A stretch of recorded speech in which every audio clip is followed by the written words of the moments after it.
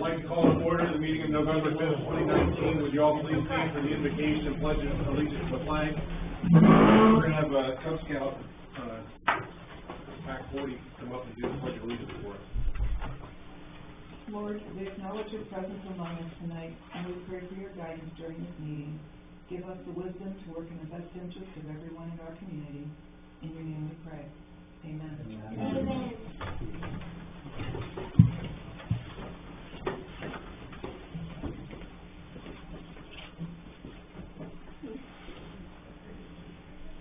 Allegiance to the flag of the United States of America and to the republic for which it stands, one nation, under God, indivisible, with liberty and justice for all. Good job. Thank you.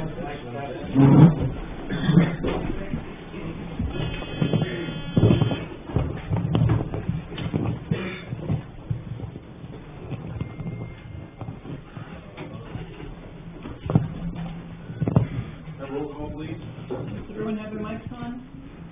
Becker? Here. Keller? Here. McBain? Here. Liston? Here. Boggs? Noel? Here. Blakeman? Here. Willard? Here. Hudson? Here. You'll receive the meeting minutes for the special work session meeting on October 15th, as well as the regular meeting minutes of the 15th. Any comments or questions on those?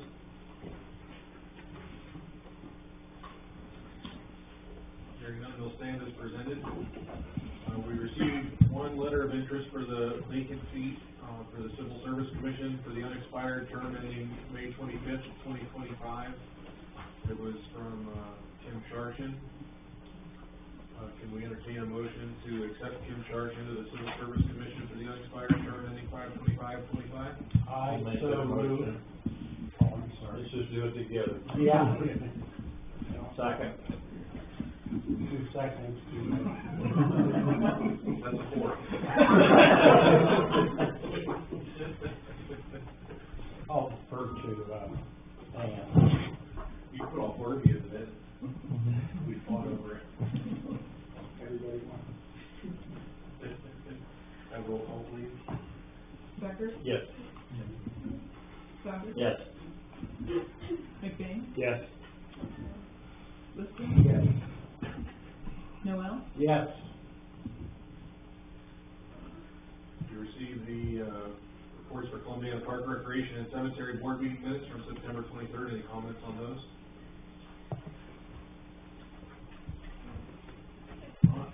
First up, we're going to have Braden Tucker here from Dying Breed Diesel Trucks to discuss the family reunion event for next year.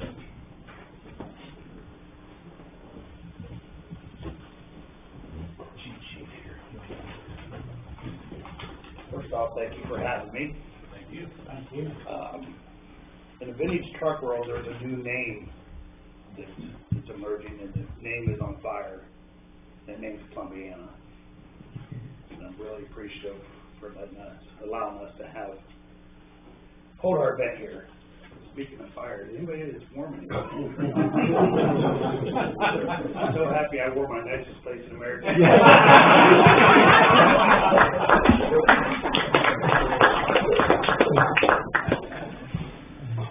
If you don't mind, I'd like to go over what we did this year. We held a show from 4 to 8 on Saturday, September 28th. There was a count of 103 trucks. Last year there was 57. Wow. We donated $700 to Columbiana Oasis Food Pantry, along with some non-perishable goods. We were able to donate $300 to the Auxiliary Police Department, Columbiana, $200 to PAC 16 of Columbiana. The furthest attendee to the show was a family that came in their car from Brunswick, Missouri. Just like to again thank the city. I'd like to thank the police, Generations.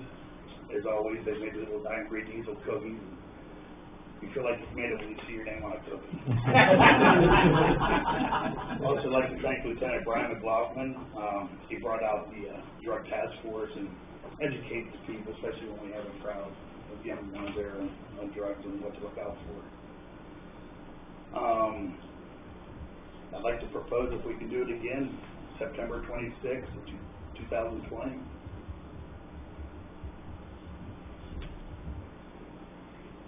What motion on that? Is there, that the same weekend as last? Yeah. Is there any known conflict? Will I entertain a motion for that?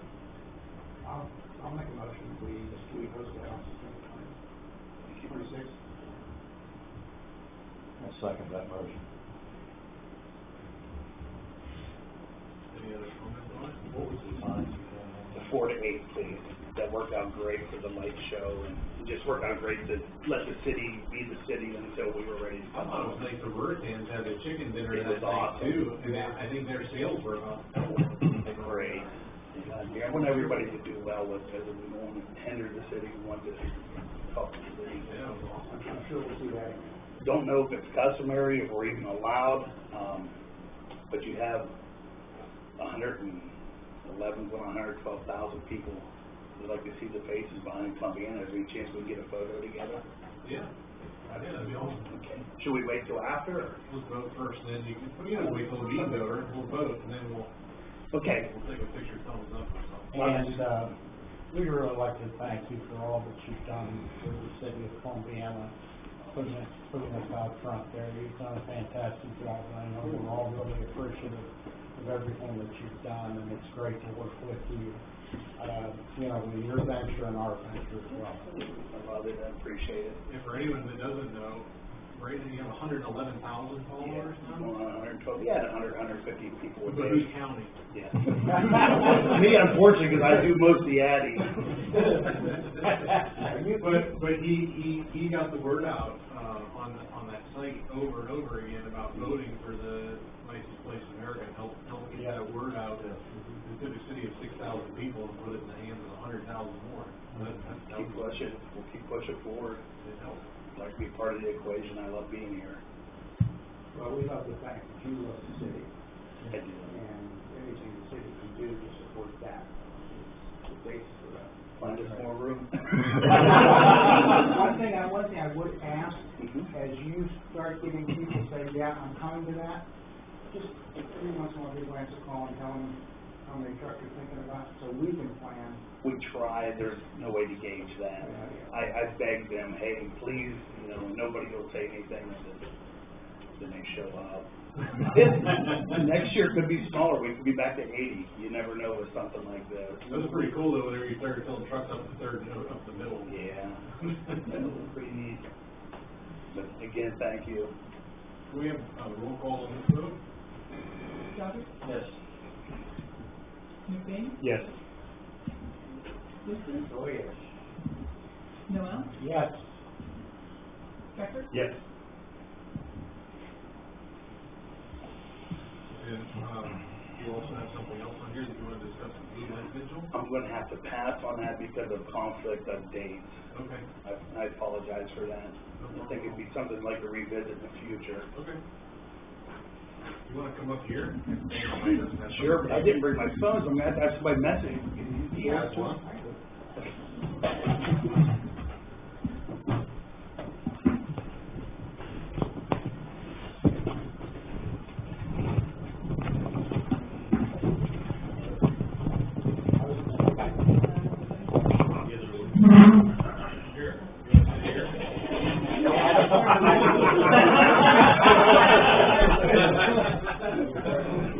Here, you wanna sit here?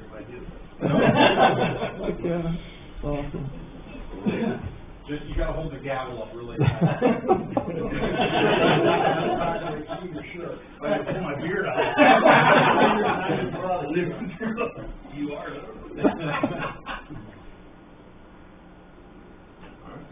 Thank you. I like that. Pretty good. The meeting did.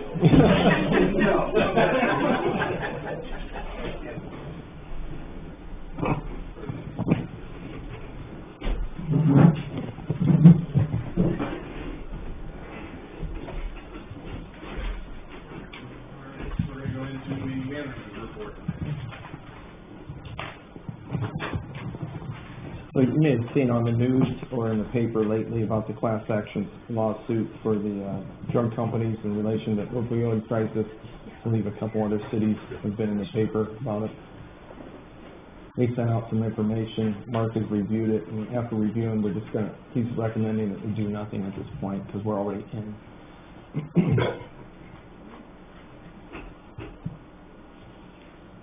So yeah, I did go to that ICMA conference. I'll be getting a report for you over the next month or so and bringing some ideas that I learned down there. Went to the Ohio Manufacturers Association event down in Columbus last week, and it was a really good event. Did get to meet Jobs Ohio staff, Ohio Development staff, Mahoney County manufacturer people, and then I didn't know this, but Columbiana Boiler was actually featured in the development talk, so it's pretty cool to go clear down there and look up and see Mr. Sherwin talking. So we started fall maintenance on the flower beds, pulling up the plants, getting the bulb installation will be next week, and then we'll do some mulch, and we should all be good for the parade coming up. I've been talking about that lighting that we've been mentioning for Christmas light and decorative lighting throughout the year. I think we're going to be able to get that up in the spring. It's got a pretty significant lead time, and we didn't really want to try it this year. It's going to be a tough enough deadline to try to get Joy Christmas and all the lights up. So. RCAP is finishing up the EPA mandated asset management study that we've been working on. Remember, that was that $10,000 forgivable loan that they offered us, and wanted your input. They've got a 45-minute presentation probably. If you wanted to do another workshop style, we kind of wanted to ask you tonight if you'd like them to come early and do the 5:30 to 6:30 thing again. You know, it'll be a public meeting, we can advertise it again, but otherwise it may be a pretty long meeting, you know, for the public, but it's totally up to you. They do it both ways. I'm kind of in favor of the workshop style, and that way they give everyone an option if they choose to attend, they can, they don't in a regular meeting.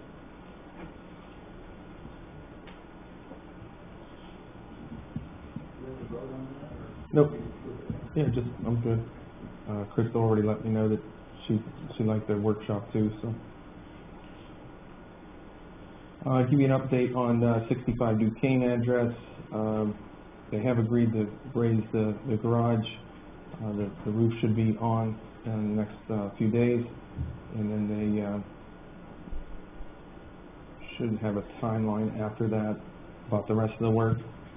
I did pass out a sheet as far as the rodent infestation. We did get an opinion from the exterminator, and I gave it all to you.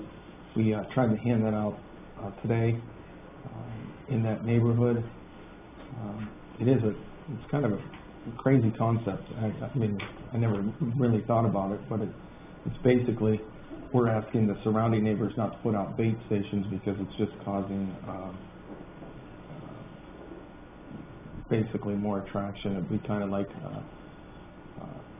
for layman's terms, maybe chumming for sharks that might be pulling in around, because we do know that the problem at the site, we've been in and out, and it's good. So we think that the neighbors' bait stations may be having actually a negative effect on the whole entire thing. I'll try to get you that timeline whenever we hear back from the landlord as far as the rest of the work on them. The Health Benefits Committee is going to be meeting Thursday, and then we'll have the actual current reps coming next week. It's just that time of year again. We've got a renewal for January 1. So that's Skip and Rick and Ted that are on that committee from last year. So we'll be meeting soon. We've all been talking about the CRA and what 2020 is going to bring. I did hear back from the Department of Development, and I think Mark and I've talked a lot, and I think it would be good for us to give everyone an idea what that program is going to look like, and we can do that. Talk a little bit about it tonight if you want to, but I can bring in some numbers to the next meeting if you'd like, and maybe you can make a motion then, because Mark and I've looked into it, and we can do it as early as November. Last count, I believe there's 70 units, 5 last week, so it's going pretty well.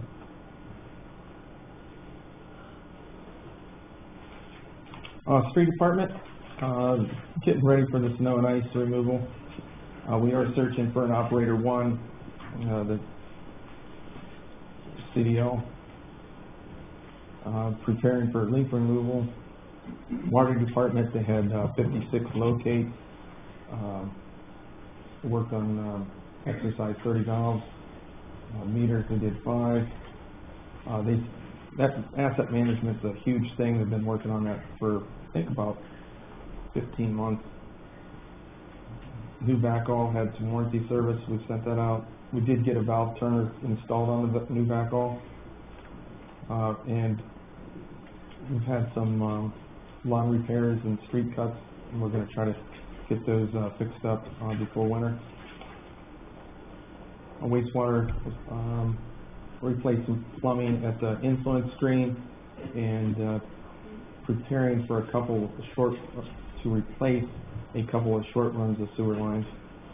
Park and cemetery, pretty much Joy Christmas, and more Joy Christmas, more Joy Christmas. So they did get the tunnels put up, so they're pretty excited. They had some pretty decent weather to do it. They continue to work with Terra Designs. As I say, that's kind of a moving target, but they're going to come back to council here next several meetings, I would believe. We did get the heating and cooling unit put in pavilion number 4.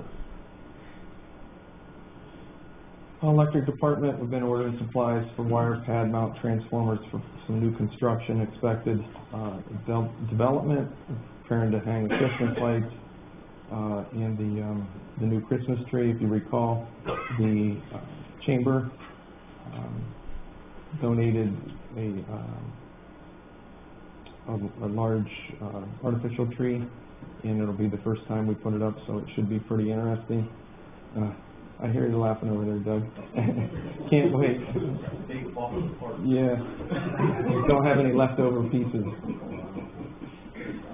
We did work, the crews worked on a few small outages over Thursday night for the wind.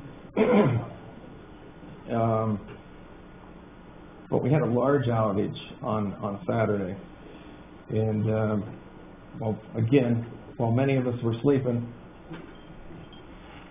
we had the whole electric department was out. We really appreciate that. I believe it went off around a little after 1.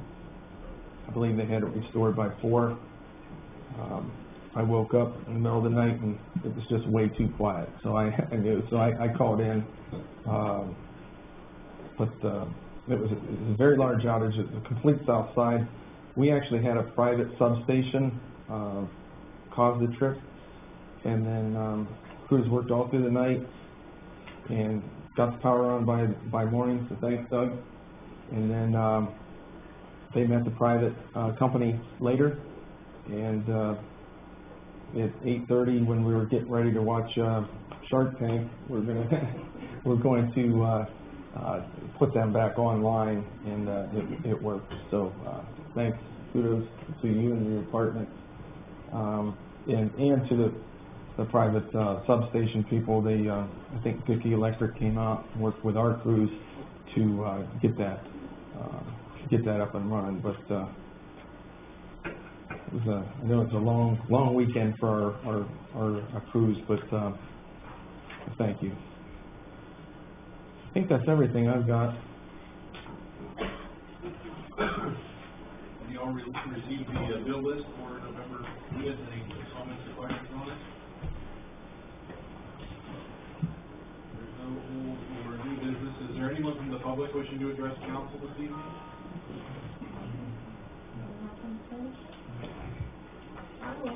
Well, just state your name and address for the record. Joanne Smith, 407.5 Fairfield Avenue.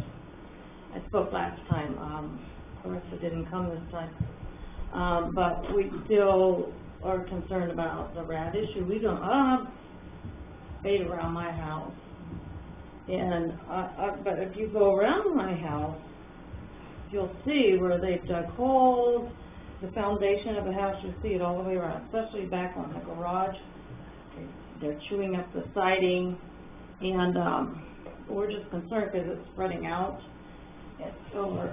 Alex has had them at his house, and he's further up the road, so you know it's not just contained to one place. It's spreading out across the road on Duquesne and other places, and we want to know what's going to be done to get rid of these rats. Because you know, we put all the bird food away. That's not out. We've done everything on our end. And we're just concerned, you know, that the house can get siding and a roof, and then it's, all of a sudden someone can live there, you know, when before no one was allowed to. So we just want to, you know, we're concerned what's going on, and we're just looking for some answers. So. Well, we invited the exterminator. He's here this evening. Maybe give an update on. Well, Jason Callinger, 849 Fairfield School. Yeah, I was there today. Actually, I was there about a week or so ago, checking the big boxes. It seems to always be the ones in the front of the property that seems to be the most active. The last time I was there today, one station out of the 8 that I have had 2 on the house. And there was 1 block missing out of all 8 of those, which is it's a definite improvement compared to the time I was there before, where 4 boxes, each consisting 2, were completely empty. So we're definitely making ground, you know, as far as the activity around the property, around the foundation of that. The example that Mr. Willard gave there about the chumming, I couldn't come up with a better example. You know, I always, you know, use the one like you know, we've all been sitting around the house and somebody's barbecuing, or you're driving down the road and, you know, you smell that steak, whatever, cooking, and, you know, you're automatically drawn there. You say, oh, I wonder what they got. It's just, and the bait works exactly the same way. And mice have an incredible sense of smell. It's their best of all their senses. Their eyesight is terrible. That's why they use a guide. That's why you'll see, in just about every case with bait stations, and everywhere you'll see them, they're up against a wall, because the mouse or the rat uses the edge of the wall to get their way around. They use that as a guide. So that's why you'll always see those bait stations in those areas. So their eyesight isn't relied on, their sense of smell is. And that's why that bait is. It's a component of what has been determined as their favorite things to eat. And it also consists of a coagulant. A coagulant is a blood thinner. And you might hear about a product called warfarin. Warfarin is given to stroke heart attack patients. You know, it's a blood thinner. It has a different effect on a rodent. It basically dries them up to the point that they dehydrate. It's not real glamorous, but it's very effective in my line of work, and it's very sanitary as far as pest control goes. You know, it'll dry the rodent up to the point that it won't smell, and that's why I use it myself mainly as an interior product. Yeah, I kind of broke my own rule for the house on Duquesne, but I hoping that it would just stay to that area, you know. But then when I got word of other properties use a bait, you know, that was kind of a monkey wrench or a curveball thrown at me as far as what I want to do. You know, if you start having if you got a house here, and then you got, you know, think of like a baseball diamond, you got a house at first base, second base, and third base, it's branching out.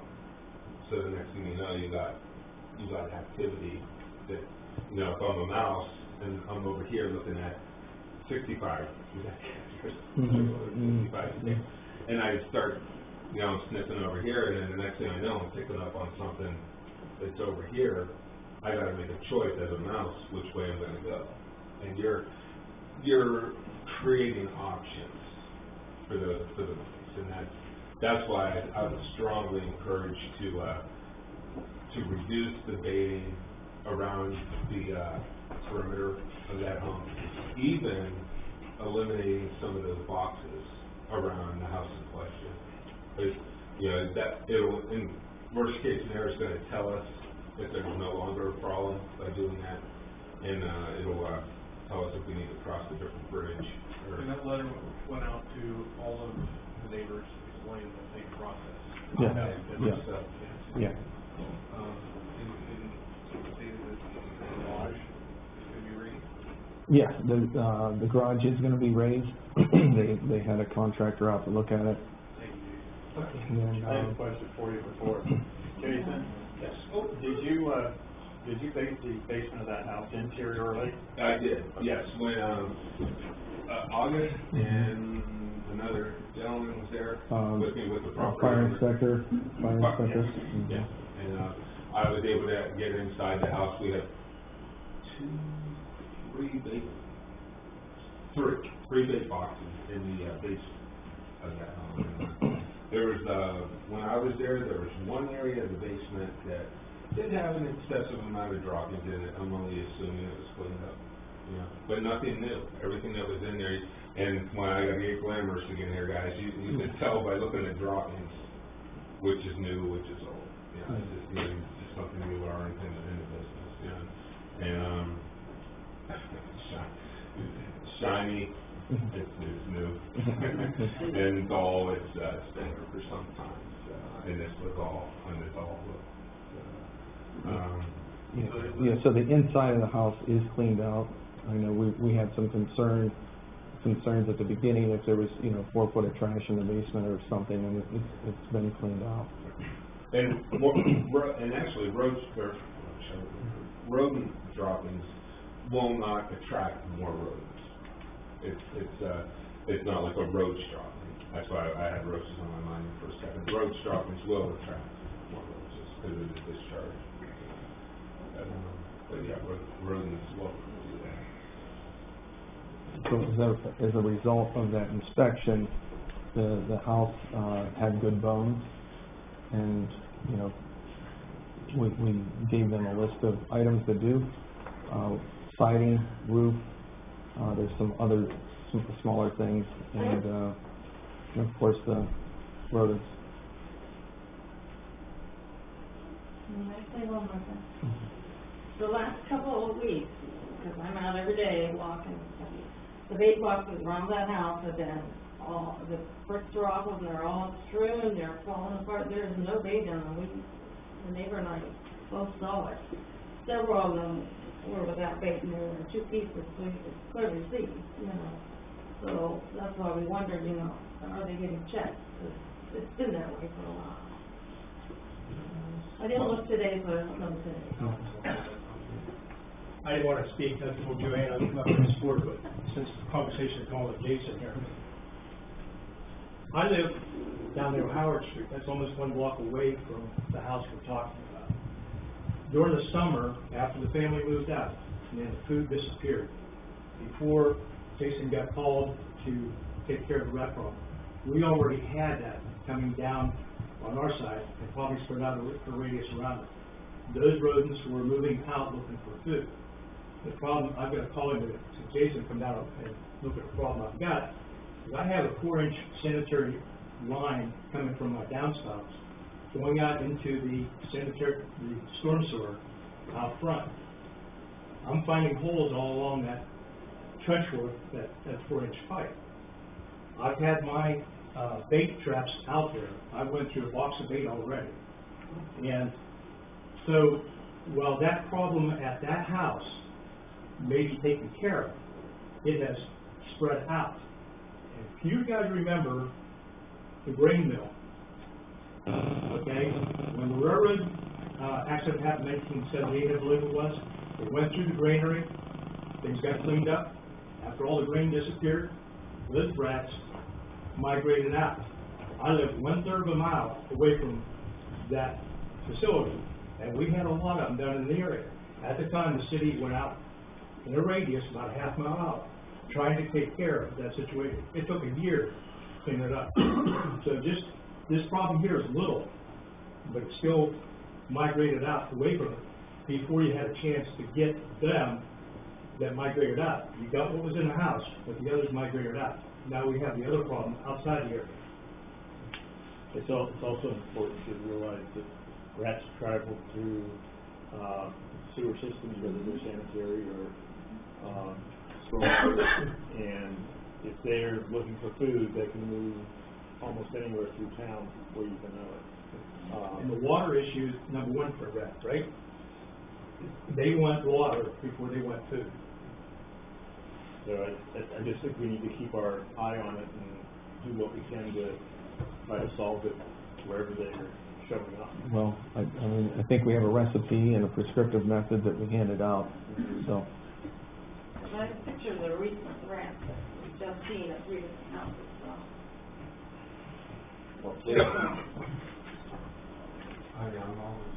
When, okay, so you're treating this house, and we're asking the neighbors not to treat. How far of a tract will this attract rats back to your bait station? It could be 50, 100 feet. I mean, it's quite a bit. But certainly not the alley. It's clear out, Yeah. far away from that.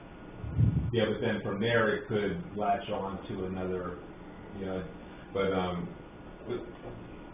that 50 to 100 feet, that's pretty big, you know, I mean, Just a couple of houses, maybe 3 or 4 houses in any direction, that's about it.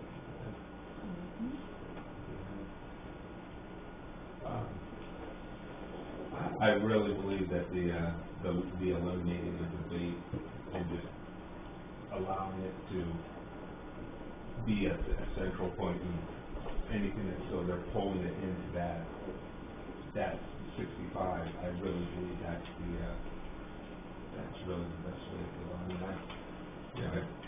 I don't want to stand there and tell you, I've done this so many times now, which I have, but, I just know, I know that. I wasn't saying that we should change what you're planning to do, but I was saying that we need to keep an eye on the surrounding area to find out if the rats are getting worse in other houses. We can't just assume that this is going to work. We need to make sure that we're watching what's going on everywhere so that we can, get to the problem and solve it if it expands greater than what you think it should. Mrs. Smith, would you please keep us appraised of that? Because I've been around that house twice now, and not just recently, like yesterday. But just down that alley, there's a dog that's there. I don't know who those folks are. Maybe a word to advise them not to leave if that dog is fed at a certain time, because that's very close to where the house is, the back of it. Dogs all the way around them. Are there dogs? Oh, yeah, right next Well, door. that's kind of why I saw that there. Yeah, on that side. And that's a whole other problem there too with that bait. You start, if you don't have it placed in a proper way, it can create a whole other problem, with domestic pets.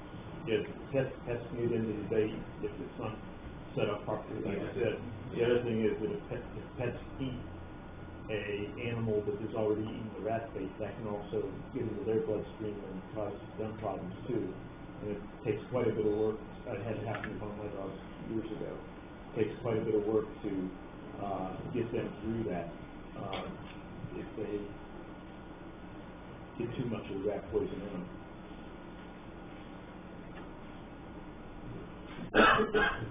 So,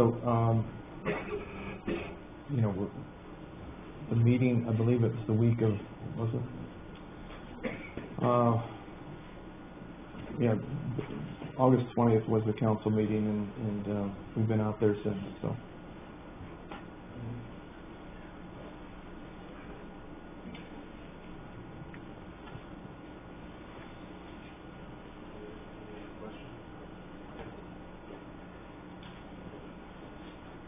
Anyone else wishing to address council this evening?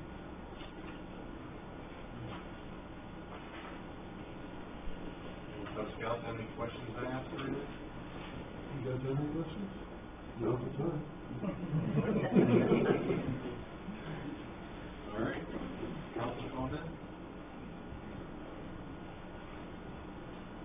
Last week, we had the opportunity to attend a workshop on signage and store frontages over at Salem Industrial Park, and they had some interesting statistics.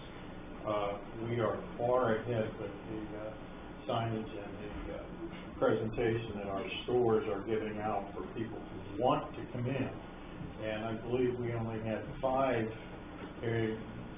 buildings that needed a little bit of assistance, but very little at that.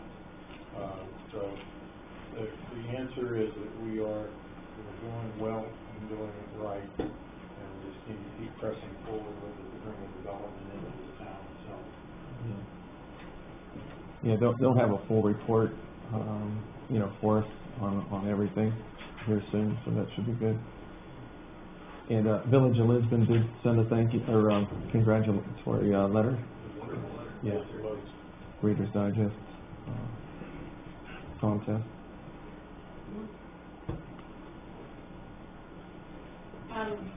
I was a little bit late because I was at the Rotary dinner, but I dragged her in here with me. I'd like to recognize Elizabeth. She received the Rotary Award tonight for Outstanding Girl Scout of the Year. So they're recognizing 4-H, Heroes and Halos, and Boy Scouts and stuff too. Stand up, let everybody take a good look at it.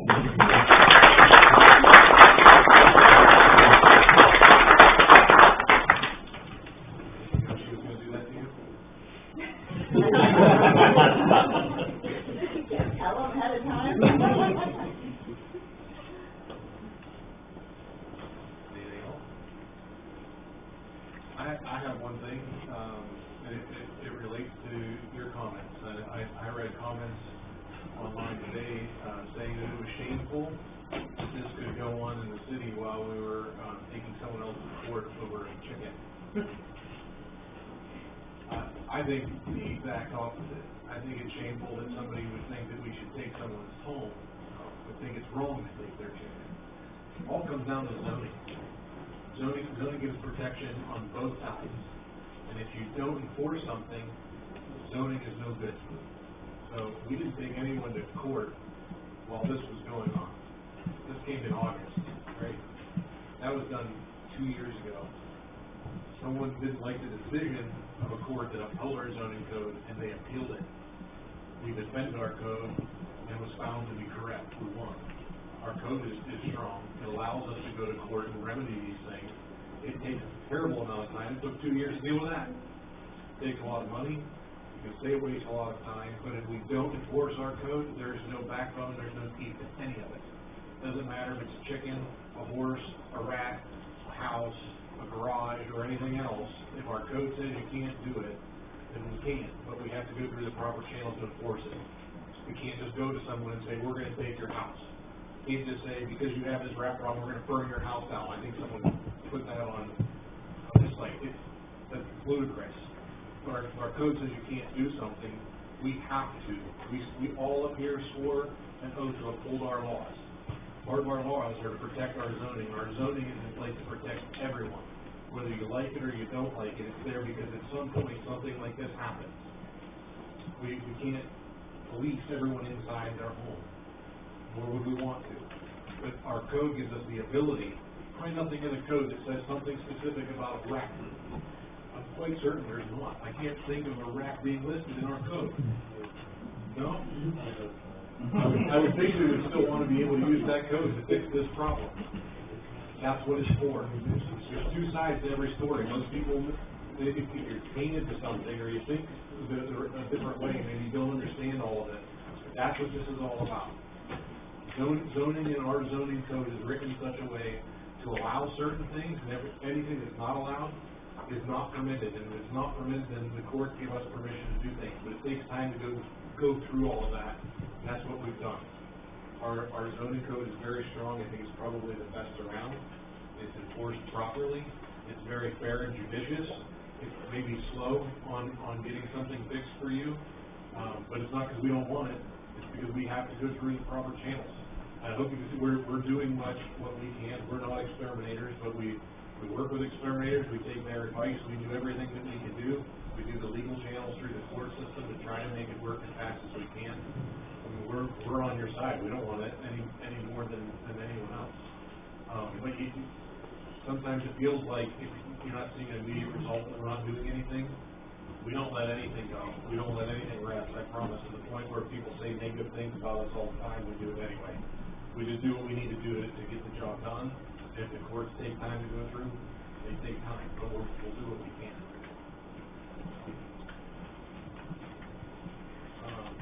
Is there going to be any action after this? I don't think so. So, we need a motion to go into an executive session regarding the discussion of personnel, section 121.22G1. So moved. Roll call. McBain? Yes. Lucas? Yes. Fox? Yes. Millen? Yes. Becker? Yes.